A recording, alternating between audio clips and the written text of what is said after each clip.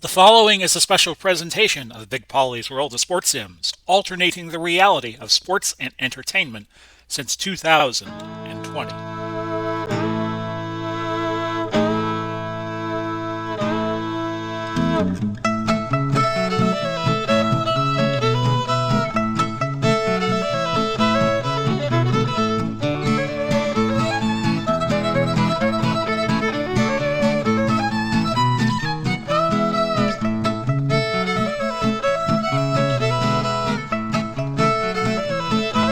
Hello, everybody. Welcome to our latest installment of the Professional Wrestling Tour, better known as PWT, brought to you by Pauly Talks Wrestling, the brand new podcast where I discuss wrestling from the past and the present, available wherever your podcast app of choice is probably at. We're on Spotify, we're on Stitcher, we're on Apple and Google Podcasts, and we're on iHeartRadio. Spots available, by the way, as little as $20, as we are a brand new podcast. I have a brand new podcast. There's that mouse in my pocket again. So get a hold of me if you want to advertise on Pauly Talks Wrestling. You can do it for a song while we are just starting up. Anyway, we will get to our main event, and we have John Pesek, still the reigning PWT World Champion. I got my PWTs and my PTWs mixed up. He will face today in Austin, Texas, as part of the South Texas territory, Johnny Valentine, who is a fan favorite in South Texas. There he is as a fan favorite, a little weaker at 148 as opposed to 159. And we will have our bout for you in 15 seconds right here on the Big Pauly's World of Sports Sims YouTube channel. If you like the video you're watching, feel free to use the Amazon link provided. I'll put it in the description down below. And let's show you what's been happening in PWT. We have had wholesale title changes this week.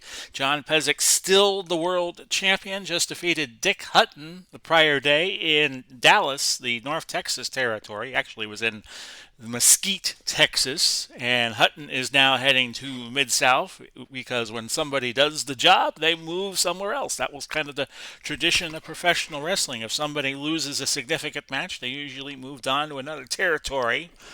Since we were with you last, Pepper Gomez has claimed the World Junior Heavyweight Championship, defeating Hiro Matsuda, and Gomez just successfully defended his title in Vancouver against Tully Blanchard.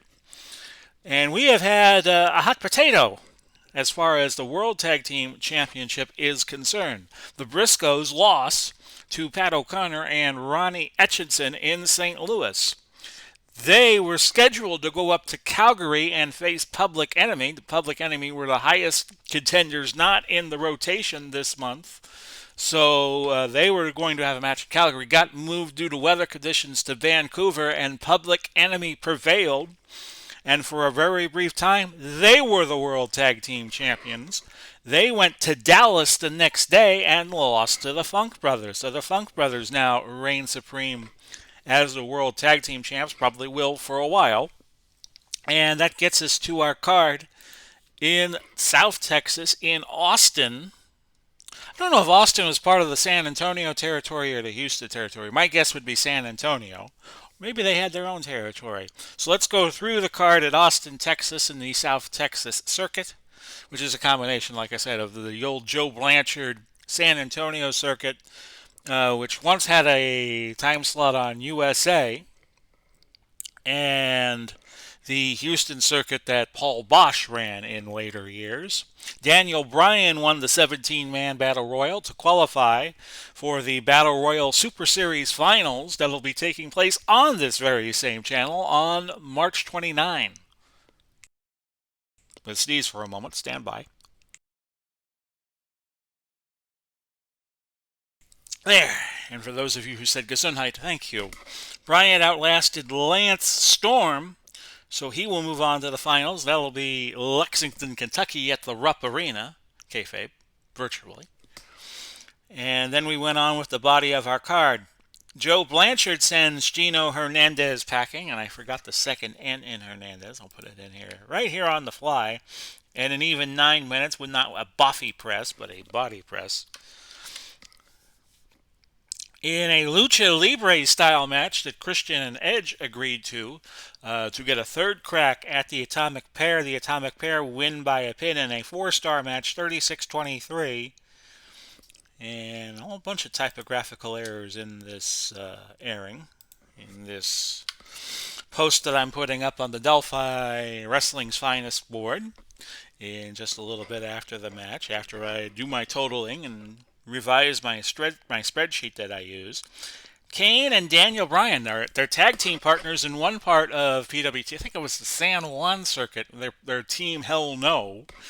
But Bryan showed him no mercy. 5:18 he wins when Kane was just badly cut under his mask after a wicked chair shot by Daniel Bryan. So Bryan will win on cuts, probably not the way he wanted to win over his tag team partner, but we'll see if that tag team will stay together and see if time can heal that wound that Kane suffered. But Dory Funk Jr., Red Bastien meet again. They met in January in South Texas, and they go to a 30-minute draw. And there's talk of a no time limit match between the two in April. And that brings us to our main event, John Pesek against babyface John Valentine, who was normally a heel wherever he went, but there were a few places he went where he was a babyface. There used to be an old VHS tape of a match he had with the Crusher that was an abortive affair. They only went like about 30 seconds against each other, and the crowd was solidly behind. I think this might have been the Chicago territory, if I had to guess, but I don't know. Uh, Crusher and Valentine have a quick match, and that had to be aborted for some reason. And Valentine, I think, like won the match by disqualification or something like that, and he had to fight a substitute opponent by the name of Bad Boy Joe. You tell this was the 50s, right? And he wins with the Skull Crusher, like an elbow to the back of the head. It was kind of like what it was probably back to in that era, what the Stone Cold Stunner was in the 90s. Of course, now everybody uses it, and it's like just your average hold. It's not a finisher anymore. So Pesek and Valentine will do battle. We'll check the hold trading here. A lot of people think Valentine could give him a good battle. We'll see. We used the Pioneer card for Pesek, but he has still been running through a lot of people. Just got by Dick the Bruiser on a double countout. He went up to Calgary, defended against Chris Benoit. They went to a double countout. We'll see if he can get by Valentine today. Pesek, of course, an overwhelming favorite, but you never know in PWT.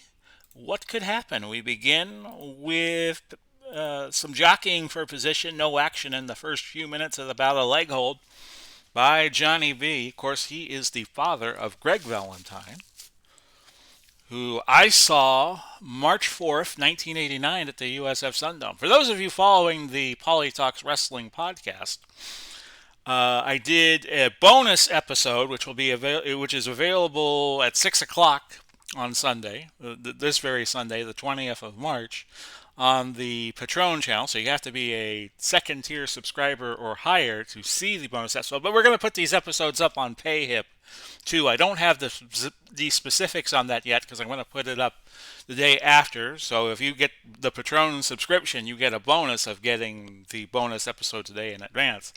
But I will have more information about how you can get the episodes a la carte via PayHip, and we might just do that for this channel too. Stand by. No action. Both men kind of feeling each other out here. Big body slam, and Valentine saw it coming, and he clamps a leg hold onto John Pesek.